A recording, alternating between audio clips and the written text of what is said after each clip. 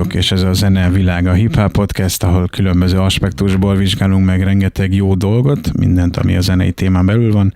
Mai témánk egyébként, hogy mit gondolnak a hazai élet szereplői általánosságban a jelenlegi kulturális helyzetről itthon, illetőleg a nagyvilágban, hogy általában ezzel a témával ki hogyan foglalkozik és ki hogy áll hozzá, illetőleg, hogy a médiumok szerepéről általánosságban mi a vélemény, akár itthon, akár külföldön, és hát kitérünk valamennyire a hazai érvényesülés bizonyos formáira általánosságban véve.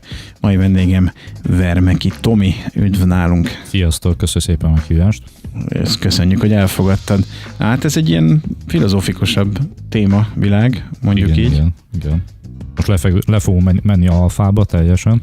Eljutunk egészen bétáig, meg omegáig, nem? Igen, szerintem is egyébként. Na, szóval hogy látod a helyzetet? A megosztottság szerintem jellemző Magyarországra, vagy hát vannak ugye, akik úgy gondolják, hogy a magyar kulturális élet erősen polarizált. Vannak ilyen hangok, igen. Ezt emlegetik, és tehát, hogy létezik egy úgymond egy támogatott és egy függetlenebb szféra. Igen, ezt valaki így látja, és mondjuk ez szerintem valamilyen szinten mindig is így volt, hogy voltak olyan előadók még az előző rendszerben is, akik támogatottak voltak, volt ugye ez a TTT, ez a tűr támogatott tiltott. Nyilván ennyire talán nem ilyen a helyzet, sőt, biztos vagyok benne, hogy nem ilyen a helyzet, de talán inkább szerintem egyébként, ha valaki tehetséges önmagában kap lehetőséget, talán aki megfelelő felfogással bír mondjuk a zenén kívüli világban, az talán többet, valamennyivel ez elmondható, de nincs az, hogyha te a fehéret szereted, a másik a rózsaszínt, akkor csak a rózsaszín fut. Tehát azért ezt nem gondolnám így, tehát azért ez egy eltúlzott vélemény, de nyilván azt is úgy lehet nézni, hogyha te is mondjuk, mit tudom én, kedvelsz XY-t, akkor inkább neki szólsz egy lehetőségnél, vagy a buli kapcsán, vagy bármi kapcsán, mint egy olyannak, akit kevésbé kedvelsz. Szerintem valamilyen szinten ez egy emberi dolog, és ezt külföldön sem lehet teljesen kizárni. Szóval azért ezt fontos leszögezni, hogy nem ilyen fekete és fehér, de nyilván logikus, hogy azokat az embereket próbálja az adott kultúra előnybe részesíteni, akik támogatják őket is. Tehát ez valamilyen szinten ez egy emberi dolog, de szerintem itthon azért nincs ez az elnyomásos történet, így a kulturális szinten sem. Talán annyi, hogy valamennyivel több lehetőséget kap nyilván az, aki a megfelelő fórumokon van jelen, mondjuk így. Igen. A másik jellemző dolog szerintem Magyarországra, az, ami szerintem valós, az az, hogy itthon kicsi a piac. Azt fix, tehát ez nyilván ez egy mindenkitől független dolog. Igen, tehát hogy Magyarország korlátozott méretű piac, gyorsan elérhető a plafon, kevés a valódi nemzetközi ugródeszka, és ez tényleg igaz egyébként, én is látom, hogy aki úgy igazán be akar futni, és igazán nagyra akar törni, annak muszáj nemzetközi színre lépnie. Most a tankcsapda sem lett mondjuk például nagyon nemzetközi szinten ismert, maximum a külhoni magyarok közében, és azért itthon mégis mindenki ismeri, szóval annyira nem feltétlenül értek ezzel egyet maximálisan, de hát pont erről is szó lesz, hogy megvitatjuk hogy veszünk össze. A vélemény különbségeket, illetőleg megosztjuk az adott témáról a véleményünket. Igen, sokan mondják egyébként még azt is, ez is érdekes, hogy a magyar nyelv egyszerre előny és akadály. Ez így van. Ugye lehet előny azért, mert a erős érzelmi kötődés, tehát ahogy ki tudod ugye magadat fejezni, az is hiteles, és maga a rajongó tábor is jobban megért. Hát nyilván az a saját nyelveden, azt mindenféleképpen. Igen, de jobban ki tudod fejezni magadat. Tehát hogy nagyon sok szavunk van, és sokkal jobban ki tudod fejezni magadat, sokkal több szóval, én azt gondolom. Ami hátrány egyébként az, hogy nyilván hogy nem exportképes minden műfajban, tehát itthon értik, máshol nem igazán. Hogy a nyelvcentrikus a műfaj, akkor mindenféleképpen ez igaz rá, de amúgy, ha jó producer vagy, oda nem nagyon kell nyelv, úgymond. Ez is igaz, de hogyha megnézzünk különböző producereket, sokszor azt csinálják, hogy 2 nyelven adják elő a saját dalaikat. Akár egy Azariát megnézzünk, aki egyszer magyarul beszél, egyszer angolul beszél a saját számára. A dalaiban, igen. Persze, hát ő nyilván egy külön szetté, hogy mondjuk ő ebből a szempontból egy unikum valahol. Igen. Mert mondjuk tankcsapdát még angolul nem hallottam, de lehet, hogy tudnának. De ugye visszakanyarodva egy picit az eredeti verzió, az, hogy a kulturális helyzet, tehát nyilván ez attól függ, hogyha valaki több lehetőséget kap, és több fesztiválon van ott, vagy több kulturális dolgon, vagy pedig több olyan nagyobb eseményen, akkor ő nyilván azt gondolja, hogy kimondottan jó a kulturális helyzet, és ő kimondottan ugye élvezi, hiszen előnyben van. És vannak olyanok, akik talán kevésbé rúgnak labdába, vagy kicsit háttérbe szorulnak. Ők nyilván úgy látják, hogy mint hogyha, vagy úgy láthatják, van egy ilyen aspektusa, hogy akkor bizonyos szempontból, mint hogyha elnyomás lenne, de szerintem ez nem így van, hogyha valaki tehetséges, és keresi a kitörési lehetőségeket és az utat, szerintem meg tudja találni. Tehát nem az van, hogy ő bezárják egy barlangba, lebilincselik, aztán nem mehet sehova. Tehát meg kell találni azokat az utakat, azt a közönséget, azt a rést ezen az egészen, ahova ő beleillik. Abszolút, én is ezt érzem egyébként. Sokan azt mondják, hogy külföldön, de mondjuk erre kíváncsi vagyok, hogy te mit gondolsz, hogy külföldön egyszerűbb, mint itthon?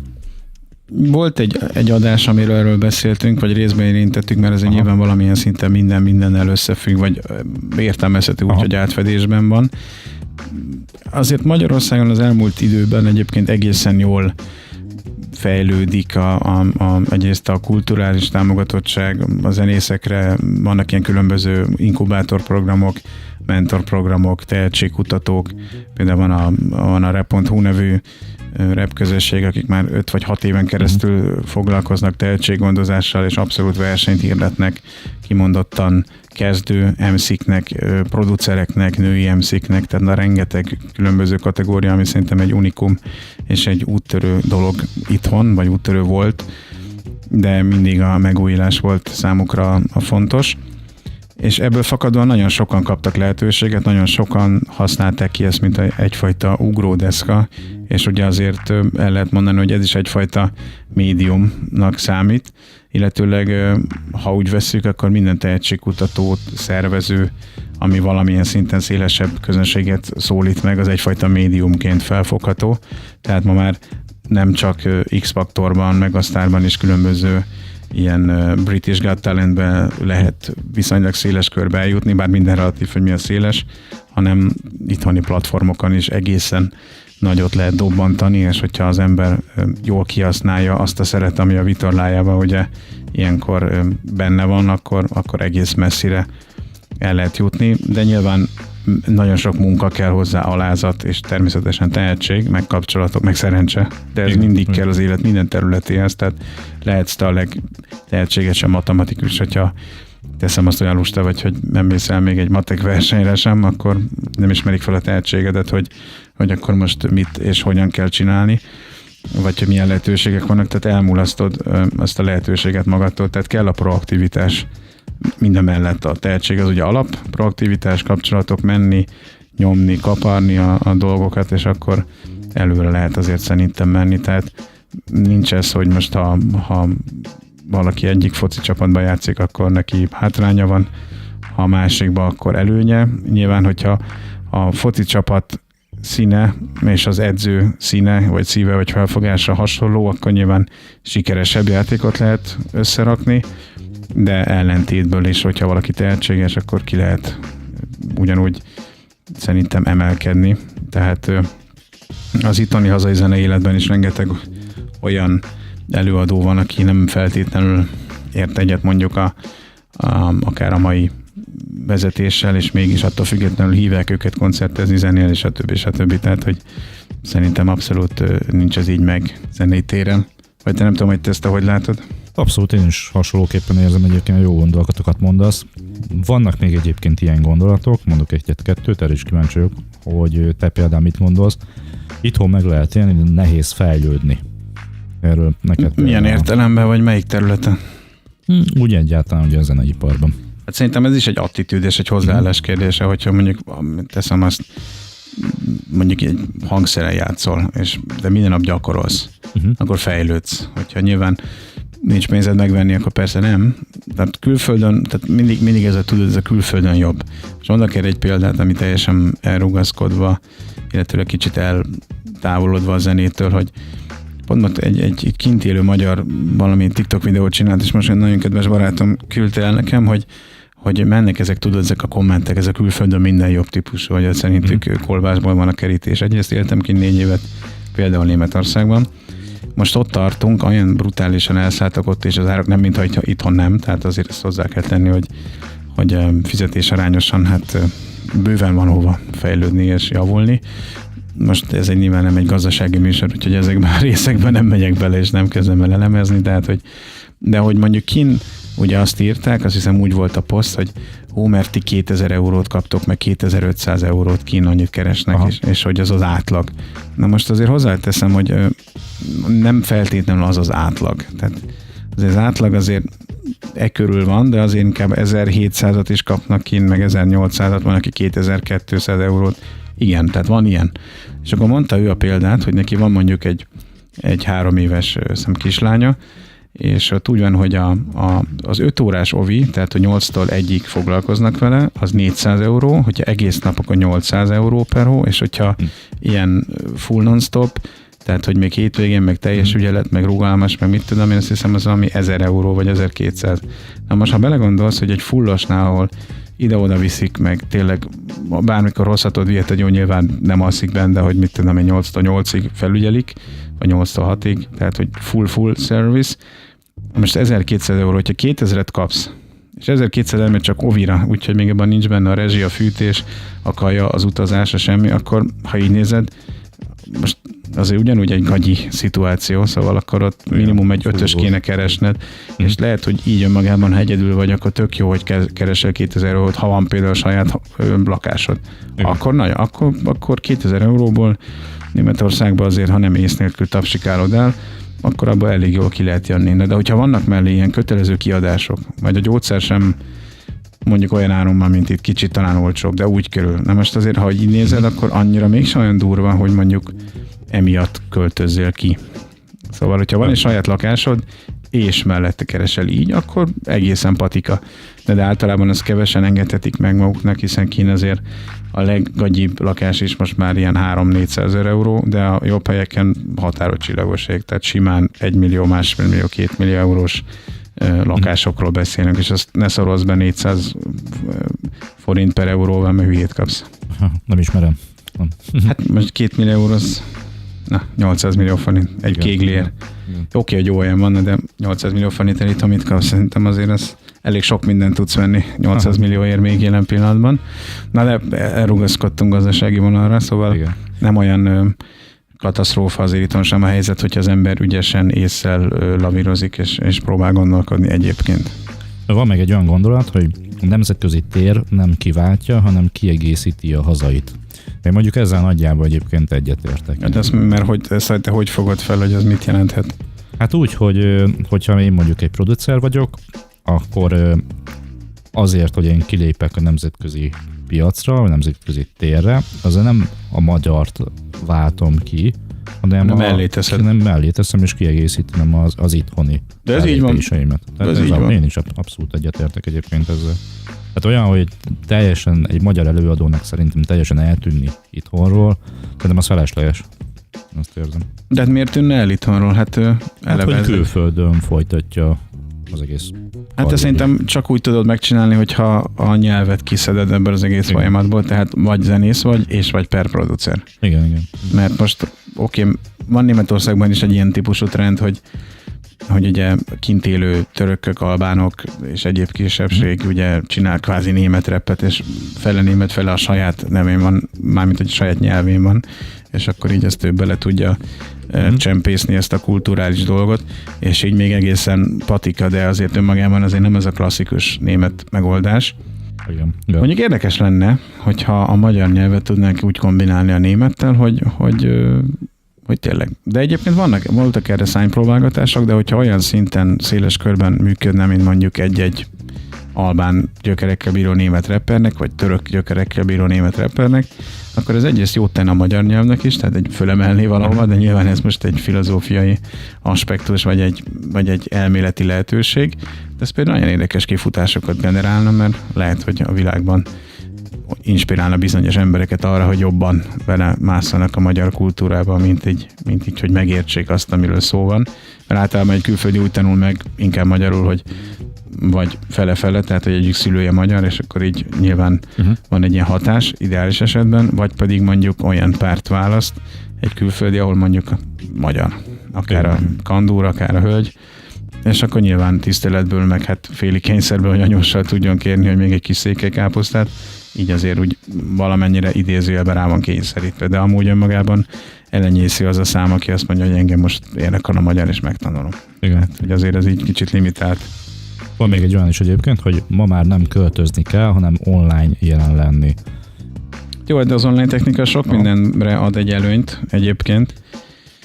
Nyilván. Bár mondjuk kicsit azért ez mindenre ráhúzható. Tehát ma online tudsz duolingozni, online tudsz foglalni, gyakorlatilag ami online elérhető, online tudsz rendelni. Tehát régen nem az volt, hogy most le kellett menned, azt szenvedtél 6 zsugorás vízzel, hanem egyszerűen az volt, hogy most meg tudod rendelni a Tesco-ból, vagy a Aldiból, vagy a Lidlből, vagy a CBA-ból, vagy valahol bárhonnan, és akkor kihozzák. Tehát azért most ezt így nézve, igen.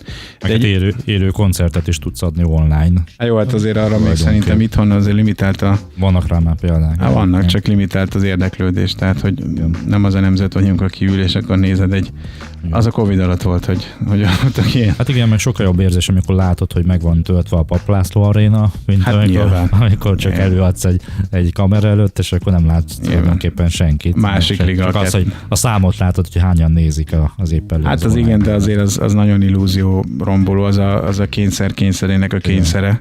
Nagyjából úgy mondanám. Egyébként ugye még kicsit kanyarodunk vissza ugye a médiumok szerepéről. Minden médiumoknak fontos szerepe van a kultúra terjesztésében, bár nyilván az attól is függ, hogy mit tartunk médiumnak, mert hogyha mondjuk a kereskedelmi televíziókat vesszük, hát azért ott is korlátozott az a műsor struktúra, vagy az irány, amit ők megszabnak, és akkor ők szabják meg, hogy mi az a szerep, vagy mi az, amivel tudnak azonosulni. Tehát azért fontosak annyiból, sőt szerintem kimondottan egyre több szabadság van, például a YouTube-ban, hogy gyakorlatilag szabadon indíthatsz bármilyen témában podcasteket, adásokat, csatornát, és az is egyfajta médium. Hát, hogyha sokan nézik, akkor már médiummá válsz. Nem akarok nyilván most senkinek reklámot csinálni, de szakmailag el kell ismerni, mondjuk ott van egy Friderikus, azért amennyi feliratkozója van, azért, és amilyen témákról beszél, azért ő már maga egy médium, annyi, hogy nem a tévében nézed meg, hanem kvázi a YouTube-on, és az a jövő. A jelen, illetőleg az afelé megy a jövő. Igen, nagyon sok online, és egy nagyon sok tévéműsor átállt egyébként YouTube-os online adásokra. Mert afelé megy. Mert a Friderikus is. Neki ugye régen milyen jó volt a Friderikus show, én nagyon sokat néztem gyerekként, hát ez most már ugye online. Ikonikus dolog. Hát nyilván most már nem így hívják, hanem mit tudom, a Friderikus podcast de hogy igen, tehát hogy átalakul, ez is egy folyamatosan változó piac, és az emberek egy-egy nagy produkciót, amire bődületesen sok pénzt elkölt egy-egy kereskedelmi tévécsatorna, nem nagyon nézik már, vagy hát nyilván nézik, de hogy ugyanaz tök ingyen elérhető valahol, igen. Akkor felé most a trend az, hogy a kereskedelmi tévék lefele mennek, és pont az önmegvalósítás, illetve a függetlenebb médiumok, vagy az egyedi médiumok pedig fölfele mennek, és ennek társadalmi értelemben van egy nagy előnye, és egy nagy lehetőség benne, hogyha ezt jól csinálod, akkor igen, csak fölfelé lehet menni, vagy ismerté lehet válni, úgyhogy pont a médiumoknak ebből a szempontból is ez attól függ, hogy honnan nézed, tehát pont tudsz belőle előnyt csinálni szerintem. Abszolút, igen. Azt én is így érzem egyébként teljesen. Mert ugye sokan mondják, hogy hogy a tévé így, meg a tévé úgy, de a tévé már csak egy dolog, szóval ha valami olyan tudás van a kezedben, vagy olyan tehetséged van, vagy valami olyanba belenyúlsz, akkor szerintem pont, hogy saját médiumvonalon, nem azt mondom, hogy 2 hét alatt, de egy viszonylag rövid idő alatt egészen magasra lehet jutni. Hát Fridi is kijött, szerintem egy ilyen másfél, max. 2 év, mert a Covid azért mindent megcsúsztatott, de szerintem 2 év alatt iszonyú számokat ért el. Tehát, hogy nyilván ott nagyon jó a stáb is, nagyon jól meg van vágva, utóvágják, stb. Én ezzel így informálódtam, de nyilván hoznak vissza régi anyagokat, és akkor azt újra fölteszik, szóval nagyon ügyesen csinálják. Tényleg, mint egy ilyen TV streaming-szerű, csak annyi, hogy ez a YouTube-on történik meg az egyik social media platformokon, és ezt nagyon jól csinálják, úgyhogy...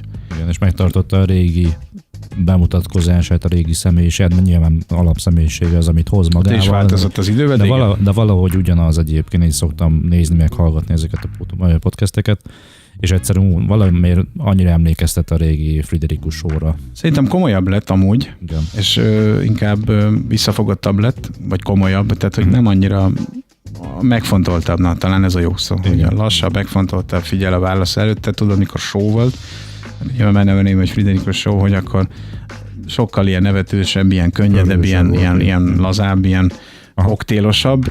Itt azért konkrétan inkább szakmai kérdéseket boncolgat sok esetben. Nyilván néha belemegy áttételesen egy kicsit a politikai irányultságba, ami hát tiszteletbe tartva, hogy ő mit és hogy gondol.